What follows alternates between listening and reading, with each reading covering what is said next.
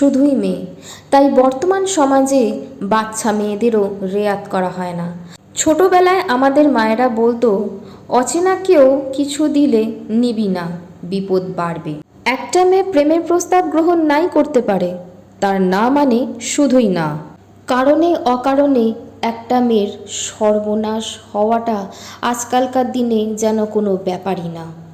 তার জীবন থেকে শুরু করে কেরিয়ার পর্যন্ত ধ্বংসের মুখে চলে যায়।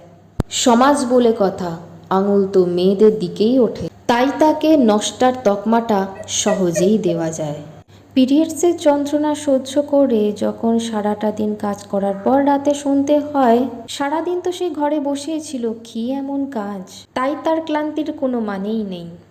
আমি ভীষণ ক্লান্ত, প্লিজ আজকে আজকে ছেড়ে দাও, প্লিজ আজকে ছেড়ে দাও, ছেড়ে দাও আজকে, প্লিজ ছেড়ে দাও, প্লিজ।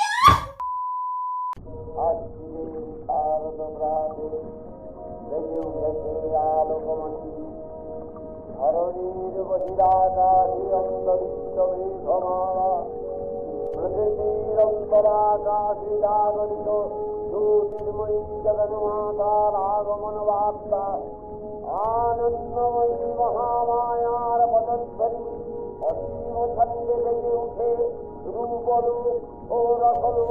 মা, তুই আর এই পৃথিবীতে আসিস না, তুই তোর নিজের ঘরেই থাক মা, এই পৃথিবীতে আর আসিস না। এই পৃথিবীতে মহিষাসুরের ভিড়ে তুই পেরে উঠবি না মা, তুই আর পেরে উঠবি না।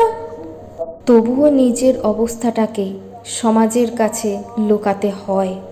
নিজেকে সুন্দর করে সাজিয়ে তোলার মাধ্যমে নিজের অবস্থাটা যেন বাইরে না আসে। তবে সত্যি কি এর কোনো পরিবর্তন নেই? সত্যি এর পরিবর্তন নেই? কেন এত যন্ত্রণা ভোগ করছিস? এত যন্ত্রণা পাস না। মা, কি এত ভাবছিস? তোর মাঝে যেমন আমি লক্ষ্মী রূপে জাগ্রত, সরস্বতী রূপে জাগ্রত, তবে শক্তি রূপে তোর মাঝে আমি বাস করছি। জানিয়ে তোর সেই শক্তিকে মনে রাখ, তোকে কেউ রক্ষা করতে আসবে না, তোর রক্ষক একমাত্র তুই নিজে।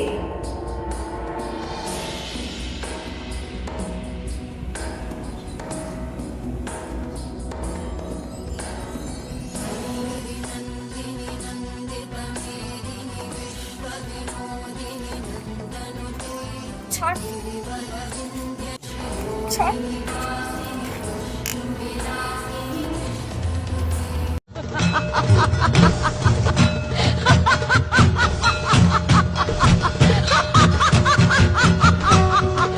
তোদের আঘাতে আজ মেয়েরা আর দুর্বল নয়, নিজেদের আত্মরক্ষা নিজেরাই করতে জানে। আমার বেলাতে যেমন কোনো ছাড় ছিল না, তোদের বেলাতেও আর কোনো ছাড় থাকবে